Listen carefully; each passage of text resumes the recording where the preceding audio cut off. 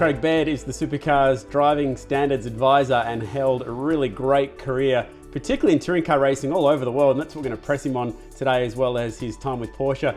Craig, welcome, and I'm really keen to know what racing was like for you in the 90s, because it seemed like for a few years there you were popping up everywhere. Yeah, it kind of was. When I look back at it, I had years where I was doing 36, 38 weekends a year between sort of sports car racing, touring car, racing in New Zealand, Porsches, some supercar stuff. So I was sort of here, there and everywhere. So those were some pretty good times, some busy times, but you didn't realise how busy I was until you sort of, or someone like you brings it up now and you look back on it and you go, yeah, it was a pretty hectic time. Do you consider yourself a touring car driver or a sports car driver? Because your career's split pretty much evenly.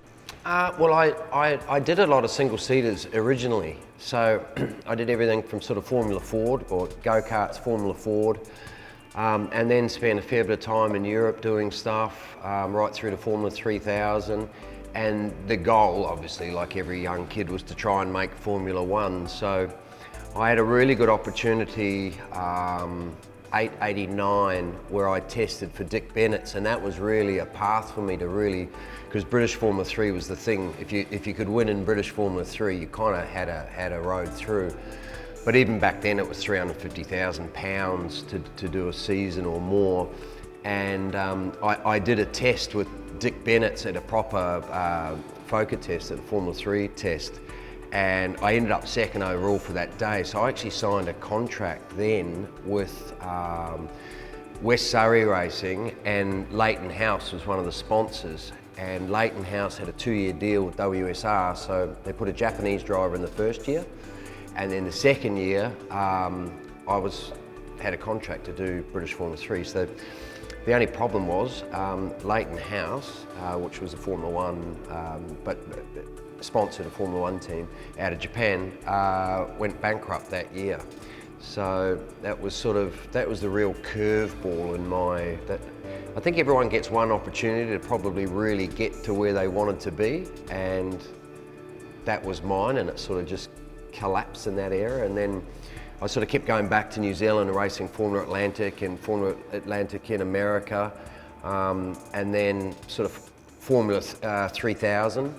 So I really wanted single-seaters. That was my main thing, and I'd sort of won the New Zealand Grand Prix 3 times and stuff. So that was the career. I never really thought about having a roof on my head. But then it got to a point where, single-seaters is all about budgets. You just need to keep finding money. There's no paid drives in junior formulas.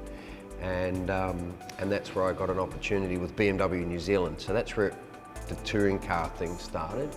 But if I had to answer the initial question, do I consider myself touring cars or sports cars? I prefer sports cars because it's more that, even GT cars now, it has that single-seater feel to it. And I'll be the first to admit, I was never very good in a supercar. I just struggled with trying to drive the thing, and I always use Ambrose as the touring car driver that sort of changed the way we did it, just so smooth, and so he almost looked like he wasn't on a fast lap, but he just sort of had a man-made traction control. It was just all so nice, and coming from sports cars and stuff, my expectation was too high when I jumped in a supercar. I was always impatient, wanting too much corner speed, trying to set the thing up probably wrong. So yeah, more sports cars, I guess.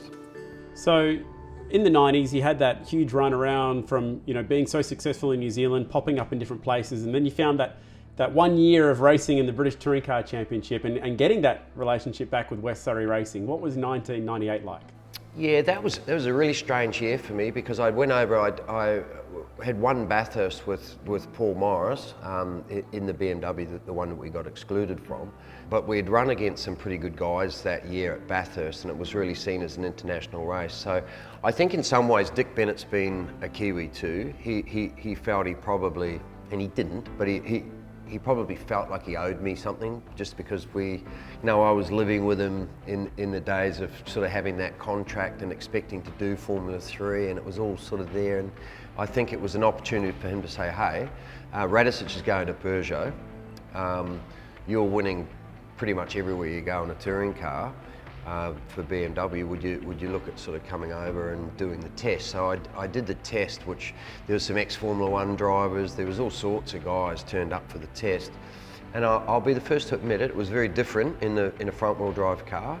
But the old car, the Mondeo that I tested, I found actually quite easy to drive. I wasn't actually the quickest in the qualifying runs, but my race run was better than anyone else's. And I think that's sort of what sealed the deal. So I thought it was going to be quite easy because I knew a fair few of the tracks from Formula 3000. And then Reynard produced the new Mondeo, which was just awful. Just absolutely the most sketchy thing. We were even doing stupid things like in the wind tunnel, bolting the rear wipers on to try and get more downforce at the back. They had just, there was too much weight in the engine. It was a V6. Quite a torquey engine in bits and pieces, but a little bit outdated compared with like the Volvo and the Renault and bits and pieces. It didn't have the power. So then they just trimmed all the wing off the thing and the downforce off it, but between the weight at the front and not enough downforce at the back, it was very much a front wheel drive feel. You're always trying to chase it, and I was kind of new to that. Will Hoy, my teammate, he drove it better than me because he just knew how to drive front wheel drive, and I was always wanting to get off the throttle when I thought I was having an accident, whereas they'd sort of stay on the throttle. So I had a couple of really big accidents over there, rode a couple of cars off, and just didn't really get any results. The only time I was any good in the thing was in the wet. And then we had Nigel Mansell that year as well, and he was doing certain rounds, and we were just going from races to races, hoping that it was going to rain, and it was in England, and I reckon I only did one wet race the whole year, where we needed the whole championship to be wet. What was it like working with Nigel Mansell? What was he like as a guy, particularly in the 90s off the back of the World Championship? Oh, he didn't mind talking about himself. He could tell some pretty good war stories, but they always said he was one of the bravest to ever go through that era and actually live through it. And without doubt, the guy was as brave as I've ever seen. When you talk about a touring car and we'd do a test day or something, and Will Hoy and a few of us would be having a coffee or whatever and say, talk about a corner at the back at Pembury or something, and they say, well, it's not flat, I wish it was flat, but Nigel would go, oh, I reckon I can do it flat. That's the sort of guy he was, and you go, well, you just can't. We've been testing here for 3 days, and next minute you hear this almighty bang out the back, and he's toasted the car completely, and he goes, well, I agree with you guys, it's definitely not flat. He was sort of one of those guys. Yeah, I enjoyed his company. I played a bit of golf with him, and I suppose like anything, he kind of in awe. It's Nigel Mansell. Hey, I want to, before we wrap this up, chat about Porsche as well, because it was a big period of your life. Your fond memories of not just Carrera Cup, but racing for them internationally, particularly at some of the bigger tracks? Yeah, probably one of the best drives I had. I finished third at the 24-hour at the Nurburgring, and that's, look, if anyone says that they do a lap around the Nurburgring on the full Nordschleife, that they're not scared are bullshitting, because you are, you're hanging on just all the time. You're reliant on other people seeing you. There's 240 cars start. I remember one year, and I often wonder why I did it, but Melrose would take a Mitsubishi Mirage there, and I just couldn't. I was scared driving a Porsche RSR, which was the best car of its time, and he's buzzing around there for 24 hours, but driving out of that window, not that window, because he's in his, So the Nürburgring was one thing. People go, oh, there's 166 corners just on the main part of the track without the Grand Prix track. But it was really strange because I could absolutely remember every corner, every bump, every camber change, and it was daunting for a start. And then I had a really good a German guy I knew that he ran a school there, so we sort of, and Sabine was my teammate in South Africa as well, in BMW, so she helped me a lot around there. And they said, just break it down to 2 halves.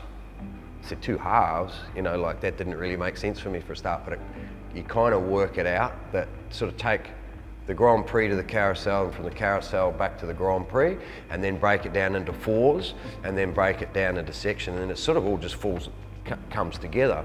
But the only difference is you can't do it in your head.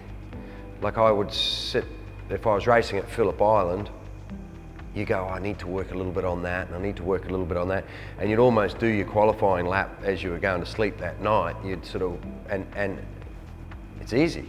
And then you start to think about 166 corners when you're going to bed. You get qualifying tomorrow, I've got to be in the top 20, because or top 18 always had the strobe. So if you didn't have the strobe, you're in shit, because the fast cars with the blue strobe, everyone just moves. It's like the seas part for this blue strobe light. So you had to be in the top 20, which was a hard job. And then you'd go to bed and you think, okay, leave there, I go on to the Nordschleife, I come down there, and then you get about 30 corners in, and then you think, shit, I think I missed one there, and then you get out of sync. So you couldn't do it in your head, but it was amazing, an amazing circuit. Spa was another one, I really enjoyed that with in the Porsches. And the GT Porsches were just so good. You know, they were much easier to drive than the Carrera Cup car, because they just did everything right. You know, it was the first cars with the paddle shift. It just had so much grip. It was kind of like cheating, really. It's funny to hear you talking so positively about the Nurburgring, because I went there in 2011 when you were running in that Carrera Cup World Cup race. It was you and 120 Carrera Cup cars. I think Rene Rast won it. And you didn't sound so positive about driving around it that weekend. It sounded like a tough place. The other part of the place that is probably my favourite is, to be fair, is the airport on the way out. Yeah, no, it was a weird thing, because I see what happened with the Carrera Cup race. They all did the VLN race and did a test there the week before. I rocked up, did 4 laps before qualifying, and then I qualified, because there was basically 100 cars, and I qualified pretty shitty. I was like 32.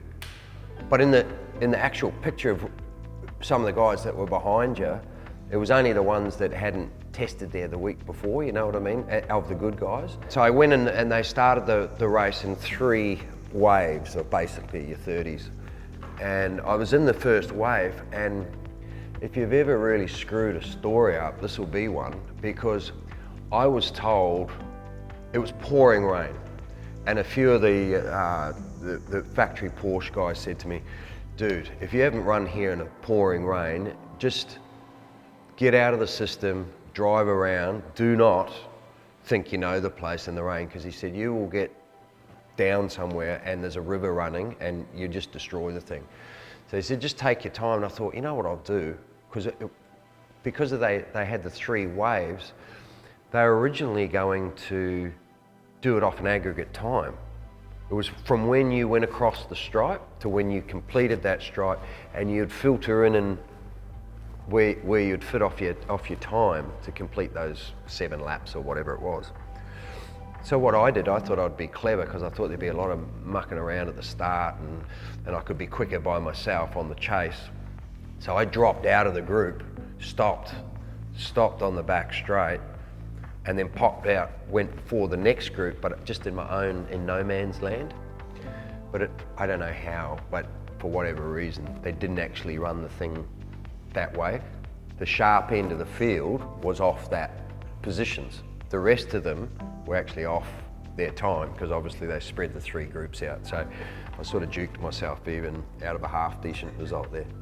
All the Germans would have been looking at the data thinking you just massively wussed out and backed off. Well, that's what the Germans thought. They thought I had a mechanical problem for a start. That was the first thing, and then they saw me go again, and then when it was discussed afterwards, I don't know whether they thought I was just an idiot or scared or what it was, but it was probably a combination. That's cool, mate. You've had an awesome career. I lost count of how many championships it was across all of them, but cool to be able to delve back into some of that stuff. Thank you. Yeah, cool. Thank you.